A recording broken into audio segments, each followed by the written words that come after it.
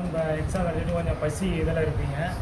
இருந்தாலும் வந்து ஒரு வேலைக்கு போகணுங்கிற ஒரு எண்ணத்தில் வந்துருக்குறீங்க.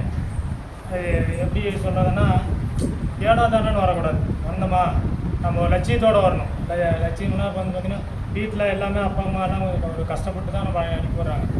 போனால் ஒரு பிள்ளை எப்படியாவது ஒரு குரூப் ஒரு போலீஸ் எஸ்ஐ ஆகிடுவாங்க அப்படிங்கிற இதில் அனுப்பி விட்றாங்க.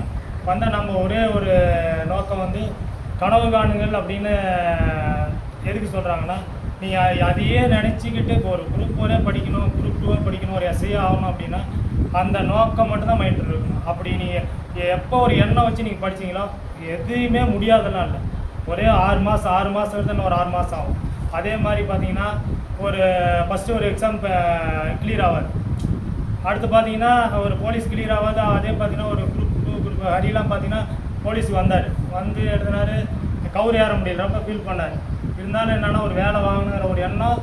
அவர் ஒரு குரூப் அதோட ஒரு அடுத்த கட்ட வேலை தான். போலீஸாக இருந்தால் ரொம்ப யூனிஃபார்ம் சர்வீஸ் கொஞ்சம் கஷ்டமாக இருக்கும்.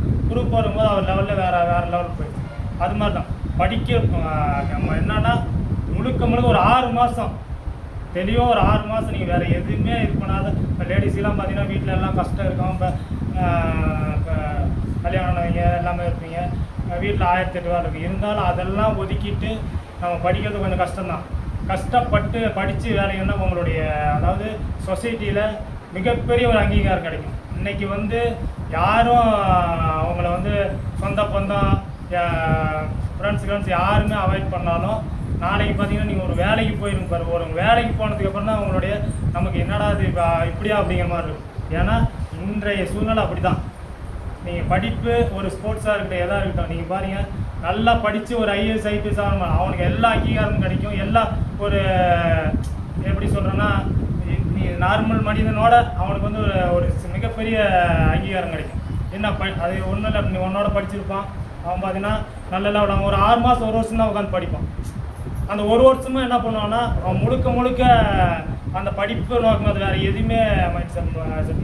என்னெல்லாம் பார்த்தீங்கன்னா போலீஸுக்கு இது பண்ணும்போது எங்கள் அக்காவோட குழந்தைக்கு காது கொடுத்து எனக்கு எங்கள் வாத்தியார் என்ன தெரியுமா சொன்னார், நீ போகிறதா இருந்தால் அப்படியே போயிடும்.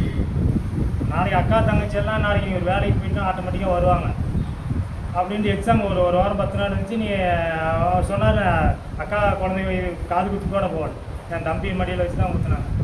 அது மாதிரி ஏன்னா எந்த இதையுமே அவாய்ட் பண்ணி நீங்கள் படிச்சிங்கன்னா மீதி எல்லாமே வாழ்க்கையில் ஒரு வேலை கிடச்சிருச்சுன்னு வச்சுக்க எல்லா சந்தோஷமும் கிடைக்கும்.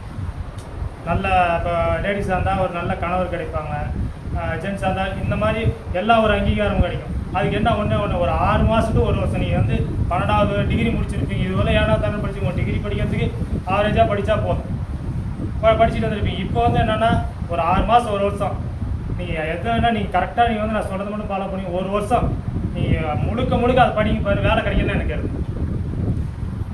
அதுக்கு என்னென்னா இப்போ வந்து சும்மா ஒரு 1/2 மணி நேரம் 1 மணி நேரம் படிப்போம், 2 மணி நேரம் படிப்போம், மீதெல்லாம் இருக்கிற வேலையை பார்ப்போம். அப்படி இருக்கக்கூடாது.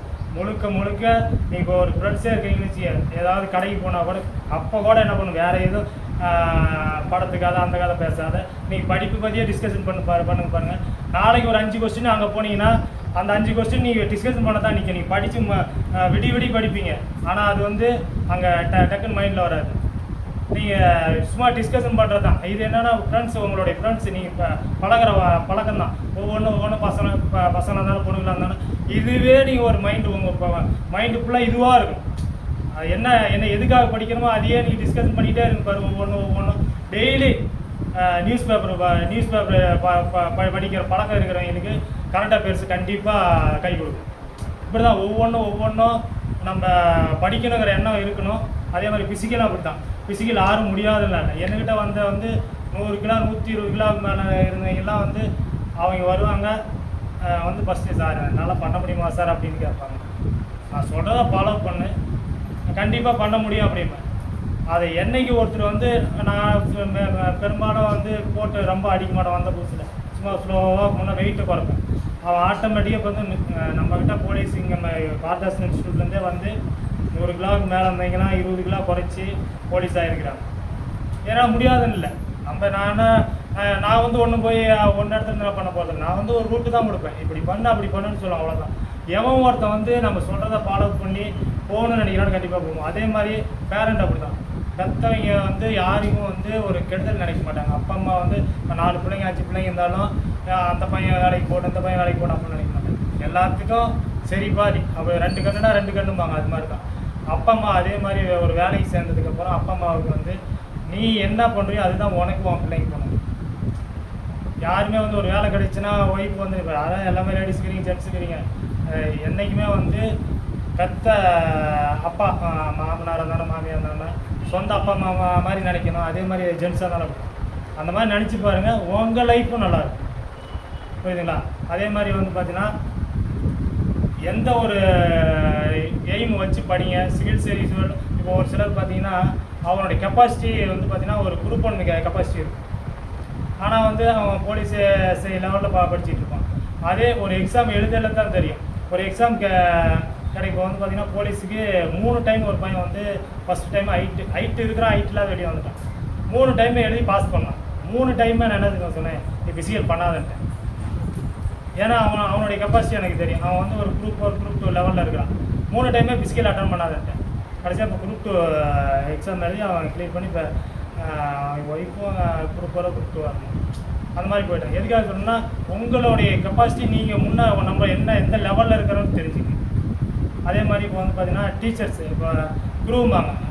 வீட்டில் பேரண்ட்டுக்கு அடுத்தது பார்த்தீங்கன்னா டீச்சர்ஸ் தான். டீச்சர்ஸ் சொல்லுவாங்க. இப்போ ஒரு கிளாஸே எடுக்கிறாங்கன்னு வச்சுக்க, அவங்க சொல்கிறது என்னமோ இந்த காதில் வாங்கி இந்த காதில் வரணும். அவங்க வந்து ஒரு குரு அப்பா அம்மாவுக்கு அடுத்தது அவங்க தான். அவங்க சொல்கிறத நீங்கள் ஃபாலோ பண்ணி பாருங்கள், கண்டிப்பாக சக்ஸஸ் ஆகும். இப்போ சார்லாம் இருக்கிறாருன்னா வந்து சொல்கிறாரு பிடிக்கிறாரு எவ்வளோ பேர்த்துக்கு. இப்போ அதே மாதிரி பார்த்தீங்கன்னா நிறையா பசங்க ஸ்டூடெண்ட்டு இப்போ நிறையா வருவாங்க பிடிப்பாங்க. ஏன்னா தானே வருவாங்க போவாங்க. ஒரு மாதம் இங்கே இருப்பான், ஒரு மாதம் வெளியில் இங்கே. அதாவது என்னென்னா எந்த ஒரு எக்ஸாமும் இங்கே அங்கே நல்லா பெஸ்ட்டாக இருக்குது இங்கே பெஸ்ட்டாக இருக்குது அப்படிம்பாங்க. அப்படிலாம் இல்லை. ஏதோ ஒன்றை ஃபாலோ பண்ணிங்கன்னா கண்டிப்பாக சக்ஸஸ் ஆகும். இங்கே வீட்டிலேருந்து படிக்கிறவங்களே